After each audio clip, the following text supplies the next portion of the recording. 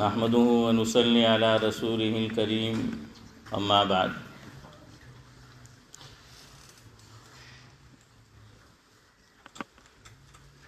کون کس کا حبیب ہوتا ہے، کون کس کا حبیب ہوتا ہے، کون کس کا رقیب ہوتا ہے، جڑ جاتے ہیں رشتے ناتے وہاں جہاں جس کا نصیب ہوتا ہے۔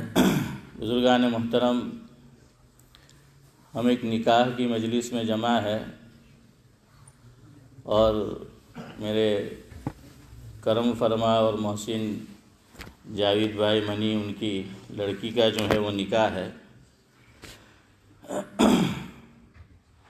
نکاح سب سے پہلی نصیحت اللہ کے نبی صلی اللہ علیہ وسلم نے جب ہم نکاح کرنے جائے، یعنی اب ریڈی ہے بالکل کہ نکاح کرنا ہے، ایک تو نکاح سے پہلے کا مرحلہ ہوتا ہے، اس کی بات نہیں کر رہا کہ جب ہم تیار ہو جائے، وقت طے ہو گیا، دن طے ہو گیا، سب کچھ، تو اب نکاح کہاں کرنا ہے، یہ چیز بھی یاد رکھنے کی ہے۔ نکاح کے خطبے میں ہم یہ پڑھتے اور سنتے ہیں کہ النکاح من سنتی، لیکن اسے سنت کے مطابق نہیں کرتے۔ پڑھا تو جاتا ہے کہ النکاح من سنتی، کہ نکاح حضرت نبی کریم صلی اللہ علیہ وسلم کی سنت ہے، اور جن آیات کریمہ کا انتخاب ہوا ہے نکاح کی مجلس کے لیے، اس میں بھی ایک آیت میں ہے کہ وَمَن يُطِعِ اللَّهَ وَرَسُولَهُ فَقَدْ فَازَ فَوْزًا عَظِيمًا۔ تو یہ سنت ہے نکاح، اس کا آغاز بھی سنت سے کرنا چاہیے۔ سب سے پہلی سیڑھی اس میں بھی پاؤں سنت سے رکھنا ہے۔ وہ سنت کیا ہے؟ ترمذی شریف میں روایت ہے، حضرت نبی کریم صلی اللہ علیہ وسلم نے ارشاد فرمایا کہ اعلنوا هذا النکاح وجعلوه فی المساجد او کما قال علیہ الصلاۃ والسلام۔ مفہوم یہ ہے کہ جب بھی نکاح کرو تو اعلان کے ساتھ کرو، نکاح چپکے چپکے نہیں کرنا ہے، چھپکے چھپکے نہیں کرنا ہے، بلکہ نکاح کا اعلان کرنا ہے، علل اعلان کرنا ہے، سب کے سامنے کرنا ہے۔ کیوں؟ یہ مرتے دم تک کا رشتہ ہے، لوگوں کو پتہ نہیں ہوگا، آپ اور میں ساتھ جائیں گے مرد اور عورت تو لوگ سمجھیں گے کہ پتہ نہیں یہ ہسبینڈ وائف ہے یا آج کی زبان میں پارٹنر ہے۔ تو اس لیے یہ غلط فہمی جو ہے وہ دور کرنی ہے، اس لیے نکاح اعلان کے ساتھ کرو، نکاح کا اعلان کرو۔ اس لیے آپ دیکھیے کہ جب بھی مسجد میں نکاح ہوتا ہے اعلان ہوتا ہے، اور آج تو ڈبل اعلان ہوا ہے، ہاں فاروق بھائی نے بھی کیا۔ تو بہرحال نکاح کا اعلان کرو، اور اعلان کے لیے کہ سب کے سامنے ہو، لوگوں کو پتہ چلے۔ اور عام طور پر آدمی نکاح جو پڑھتا ہے تو جہاں کی لڑکی ہوتی ہے اس علاقے کے اندر ہوتا ہے، تو بھائی علاقے کا مرکز جس چیز کو کہا جاتا ہے وہ کیا ہے؟ بولو زور سے، مسجد۔ علاقے کا مرکز کیا ہے؟ مسجد۔ یہ علاقے کا مرکز ہوا کرتی ہے، اس لیے حضور نے فرمایا کہ اعلان کرنا ہے سب سے اچھی صورت کہ وجعلوہ فی المساجد، کہ مسجد کے اندر جو ہے وہ نکاح کرو۔ اور عام طور پر نکاح نماز کے بعد ہی ہوتا ہے، مسجد کے اندر کبھی ادھر ادھر ہو جاتا ہے، تو بھائی اعلان ہو جائے گا کہ نکاح ہے، لوگ جو ہیں وہ موجود رہے، تشریف فرما ہو۔ تو دیکھیے یہ اعلان ہو گیا، سب کو جو ہے وہ پتہ چل جائے گا کہ اب یہ دو جو ہیں مرد اور عورت، لڑکا اور لڑکی نکاح کے بندھن میں بندھ چکے ہیں۔ تو اب کسی کو غلط فہمی اور بدگمانی ان دونوں کو لے کر نہیں ہوگی۔ اسی لیے عقیقہ شریعت بدگمانی سے بچاتی ہے، غلط فہمی سے بچاتی ہے۔ جب اولاد کی نعمت اللہ تعالیٰ میاں بیوی ہسبینڈ اینڈ وائف کو دیتا ہے تو من جملہ اور کام جو کرنے ہیں وہاں ایک کام کیا کرنا ہوتا ہے؟ عقیقہ۔ اور عقیقے کا جو کیا جائے گا اور جانور جو خریدا جائے گا، ذبح کیا جائے گا، اس پہ جو خرچہ آئے گا کس کو دینا ہے؟ کوئی نہیں بولے گا، کیونکہ سب کو پتہ ہے کہ ہمیں دینا ہے، اس لیے کوئی نہیں بولے گا یہاں. ہاں، یہ شوہر کو دینا ہے، چاہے بیوی اور ماں کتنی مالدار ہو. شریعت نے یہ کہا کہ بھائی اس کا خرچہ، اس کا بوجھ یہ شوہر، باپ یہ اٹھائے گا.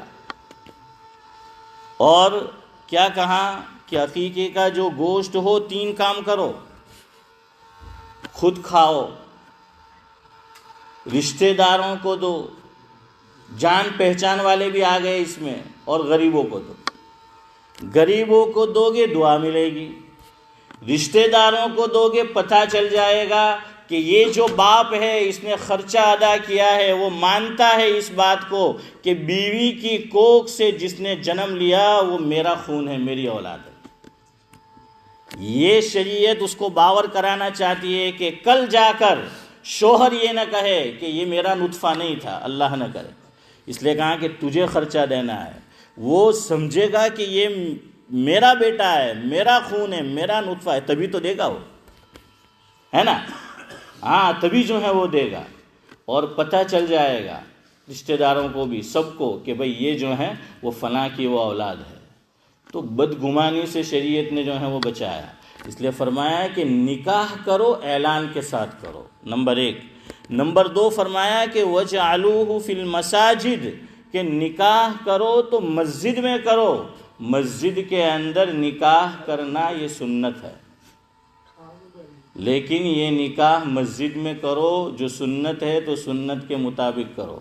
مسجد کا ماحول بھی ہال جیسا نہیں ہونا چاہیے کہ مسجد کے اندر بھی ویڈیو کیمرے لگے ہوئے ہیں، وہی تصویر سازی ہو رہی ہے، ویڈیوگرافی جو ہے وہ ہو رہی ہے. کوئی فرق ہی محسوس نہیں ہوتا کہ آپ ہوٹل میں ہیں، آپ ہال میں ہیں، آپ پارک میں ہیں، آپ شاپ میں ہیں، یا آپ اللہ کے گھر میں. تو ان خرافات سے بچانے کے لیے ہی تو مسجد میں نکاح کرنا ہے کہ بھائی یہ جو ہے وہ سنت ہے کہ مسجد میں نکاح کرو. آج کل یہ چلن اب ہمارے معاشرے میں، سوسائٹی میں، سماج میں عام ہوتا جا رہا ہے کہ کوئی ہوٹل میں نکاح رکھتا ہے، کوئی ہال میں نکاح رکھتا ہے، کوئی پارک میں نکاح رکھتا ہے، کوئی شاپ میں جو ہے وہ نکاح رکھتا ہے. اردو میں شاپ کو شاپ بولا جاتا ہے، ورنہ کہیں باہر جا کے تم میری بھول نہ نکالو کہ مولوی نے تو شاپ بولتا ہوا نہیں آوڑے. تو بہرحال کیا ہے کہ یہ چلن آج کل بڑھتا جا رہا ہے، اس کو روک تھام کرنے کی ضرورت ہے. اور عام طور پر جس کے پاس یہ بہت ہوتا ہے نا، اسی کو سب مستی سوچتی ہے. اللہ نے یہ دیا ہے، یہ صرف نعمت نہیں امتحان بھی ہے، یاد رکھیے. جتنی زیادہ دولت اتنا بڑا امتحان ہے. اسی لیے اللہ کے نبی صلی اللہ علیہ وسلم نے باقاعدہ وَمِن شَرِّ فِتْنَةِ الْغِنَى او کما قال علیہ الصلوۃ والسلام، مال کے اور مالداری کے فتنے سے حضور نے پناہ چاہیے. عام طور پر یہ سب باتیں انہی کو سوچتی ہے جن کے پاس پیسہ زیادہ ہوتا ہے. ارے جن کو اللہ نے دولت زیادہ دی ہے ان کو تو زیادہ شکر گزار ہونا چاہیے تھا.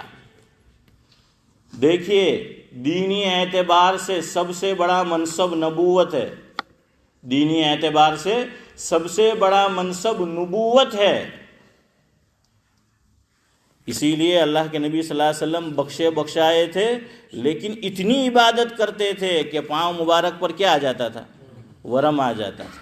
کسی نے پوچھا حضرت سے کہ حضرت آپ اتنی عبادت کرتے ہیں، آرام تھی بہ جاؤ پلاٹی واڑی میں، کہ آپ جو ہیں وہ اتنی عبادت کرتے ہیں، آپ تو بخشے بخشائے ہیں.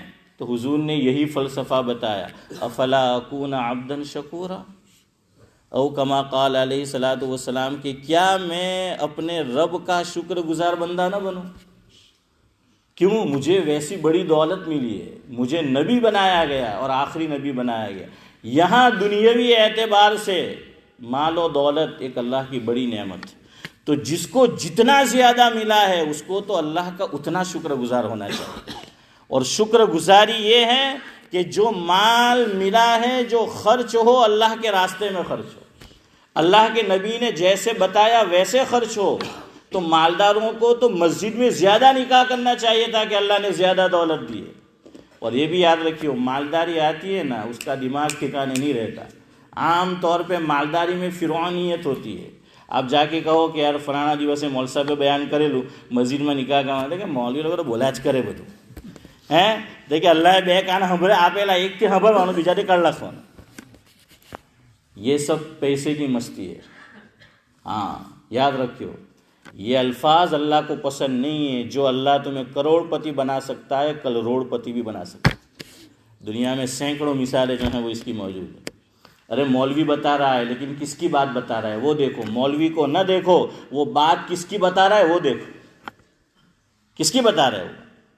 مسجد میں نکاح کرو، یہ کسی عالم اور مولوی کی بات ہے یا حضور کی بات ہے؟ بولو، حضور کی بات ہے، اللہ کے نبی کی بات ہے، جن کی شفاعت اور سفارش کی مجھے ضرورت ہے، آپ کو جو ہے وہ ضرورت ہے۔ تو ایسے کلمات بول کر کیا حضور کی شفاعت اور سفارش کے ہم حقدار ہو سکتے ہیں؟ اس لیے یاد رکھیو، شیطان کا یہ دھوکہ ہے۔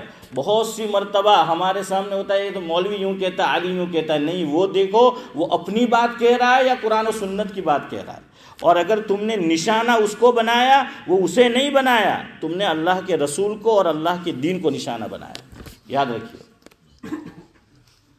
اور پھر ایسی شادیوں میں برکت نہیں ہوتی۔ اس لیے پہلی سیڑھی ہے کہ بھائی آج سے یہ تہیہ کرو یہاں بیٹھے ہوئے سب لوگ کہ ہمارے خاندان میں جب بھی نکاح کا موقع آئے گا ہم مسجد میں نکاح کریں گے، بولو انشاءاللہ۔ ہاں، تو شریعت میں یہ نکاح یہ عبادت ہے، اور مسجد یہ عبادت خانہ ہے۔ یہ کیا ہے؟ عبادت خانہ ہے۔ تو عبادت کہاں ہونی چاہیے؟ عبادت کھانا کہاں کھایا جاتا ہے؟ بولو، ہاں سمجھ گئے، جہاں کھانا ہے کھایا جاتا ہے وہاں کھانا کھایا جاتا ہے، جہاں عبادت کھانا ہے وہاں عبادت کرنی ہے۔ تو عبادت جو ہے وہ وہاں پر کرنی ہے۔ جاوید بھائی نے کہا تھا کہ 15 منٹ بات کرنا، اب نکاح میں ہوتا یہ ہے کہ 15 منٹ تو تمہید میں ہی گزر جاتی ہے۔ چلے بہرحال وقت ہو گیا، 2-3 باتیں کہہ کر گفتگو ختم کروں۔ دیکھیے، اور آدمی ٹھان لے تو کیا نہیں ہو سکتا ہے۔ پہاڑ کو بھی آدمی ہمت ہو تو جگہ سے ہٹا سکتا ہے نا۔ کوئی چیز اللہ نے ناممکن نہیں بنائی ہے انسان کے لیے، ایک حد تک کہ وہ کوشش کرے تو سب ہو سکتا ہے۔ شاعر نے کہا ہے، وہ کون سا عقدہ ہے جو وا نہیں ہو سکتا، وہ کون سا عقدہ ہے جو وا نہیں ہو سکتا، ہمت کرے انسان تو کیا نہیں ہو سکتا۔ ہاں، تو اور ہمت مردہ مدد خدا، یہ سب جانتے ہیں۔ عورت ذات بھی ہمت کر لیتی ہے نا تو بڑے بڑے مرد مجبور ہو جاتے ہیں۔ یہ ایک قصہ اور 2-3 بات ویسے ہی خالی کہہ کر گفتگو ختم کرتا ہوں۔ پاکستان میں ایک عالم دین ہے، بقید حیات ہے، اللہ تعالیٰ ان کا سایہ تعدیر عافیت کے ساتھ قائم رکھے۔ اس ملک میں بھی آتے ہیں حضرت مولانا زاہد الراشدی صاحب دامت برکاتہم العالیہ۔ حضرت نے اپنے ایک مضمون میں لکھا کہ وزیرستان پاکستان میں ایک جگہ ہے، وہاں ایک مغل فیملی میں نکاح تھا، اور وہاں ایک صدیقی ہال ہے اور اس کے پڑوس میں ہی مسجد ہے قریب میں۔ تو فرمایا کہ نکاح کا وقت سب کچھ طے ہو گیا، لڑکی عام طور پر ہمارے یہاں بھی جو ہے وہ نکاح کی مجلس میں نہیں ہوتی، تو لڑکی ہال کے اندر تھی۔ لڑکی کو آ کر بتایا گیا کہ بھائی دلہا آ رہا ہے اور نکاح یہاں ہال میں ہوگا۔ تو لڑکی نے کہا کہ یہ نہیں ہو سکتا، نکاح ہوگا تو سنت کے مطابق ہوگا، اور نکاح ہوگا تو مسجد میں ہوگا، یہاں ہال میں نکاح نہیں ہو سکتا۔ ٹھیک ہے، بات کی کارروائی ہال میں کرو، لیکن نکاح مسجد میں نہیں ہو نکاح ہال میں نہیں ہو سکتا۔ ابھی اس زمانے کا واقعہ ہے۔ اس لڑکی نے کہا، اب لوگوں نے بہت سمجھایا ہے، سب عمر کے لوگ تھے اس میں، کہ اب چلو ایک مرتبہ ہو گیا تو کیا ہو گیا، سب کچھ ارینج ہو گیا ہے، فلاں ہے یہ وہ۔ لڑکی نے کہا کہ نہیں، جب وہ نہیں مانے لوگ تو لڑکی اسی شادی کے ڈریس میں مسجد کے دروازے پہ جا کے کھڑی ہو گئی۔ لڑکی ہال میں سے جا کر اور کہا کہ نکاح ہوگا تو مسجد میں ہوگا، باقی کی کاروائی جو ہے ہال میں ہوگی، ورنہ نکاح نہیں ہوگا۔ اب لوگ مجبور ہو گئے، مسجد کھلوائی گئی اور نکاح مسجد میں ہوا۔ تو بس یہ ایک میرا میسیج ہے، وہ لے کر جائے۔ اور دوسرا، سنت نکاح ہے، سنت کے بعد کی کاروائی چاہے ہال میں کرو، چاہے گھر میں کرو، چاہے پارک میں کرو، چاہے ہوٹل میں کرو، وہاں بھی سنت کے مطابق کرو۔ خالی قبول کی یہی سنت کے مطابق نہیں، سب کچھ قبول کی کرنا ہے، سمجھ آئے نا؟ بعد کے مراحل بھی قبول کی، اس میں بھی قبول کی ہونا چاہیے کہ اللہ کے اور اللہ کے رسول کے حکموں پر قبول کی۔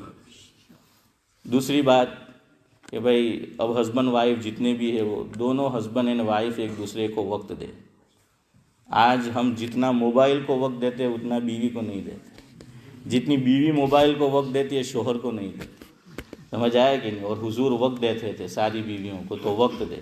دوسری بات، دونوں ایک دوسرے کی رسپیکٹ کرے، عزت کرے، اور دونوں خاندان والے ایک دوسرے کی عزت کریں۔ عزت نفس بڑی چیز ہے، سمجھ آئے کہ نہیں؟ اور تیسری چیز، غصے پہ کنٹرول کریں دونوں۔ اور ہم جتنے بھی اس رشتے میں بندھے ہوئے ہیں، حضور نے فرمایا کہ غصہ ایمان کو کڑوا کر دیتا ہے، جیسا ایلوا شہد کو کڑوا کر دیتا ہے، ایمان کو کڑوا کر دیتا ہے۔ تو ایک تو جو ہے وہ غصے سے پرہیز کرے۔ آخری بات، کبھی کسی سے کوئی غلطی ہو جائے تو دونوں ایک دوسرے کو کیا کر دے؟ معاف جو ہے وہ کر دے۔ اللہ تعالیٰ کو معافی بھی پسند ہے اور معاف کرنے والے بھی جو ہیں وہ پسند ہیں۔ غلطی انسان سے ہو جاتی ہے، سڑک کتنی بھی صاف ہو دھول ہو ہی جاتی ہے، آدمی کتنا بھی اچھا ہو بھول ہو ہی جاتی ہے۔ اور شاعر نے کہا ہے، کچھ اس طرح سے میں نے زندگی کو آسا کر لیا، کچھ اس طرح سے میں نے زندگی کو آسا کر لیا، کچھ لوگوں سے معافی مانگ لی اور کچھ لوگوں کو معاف کر دیا۔ چلو اب میں نے بھی آپ کو معاف کیا، زیادہ وقت نہیں لیتا۔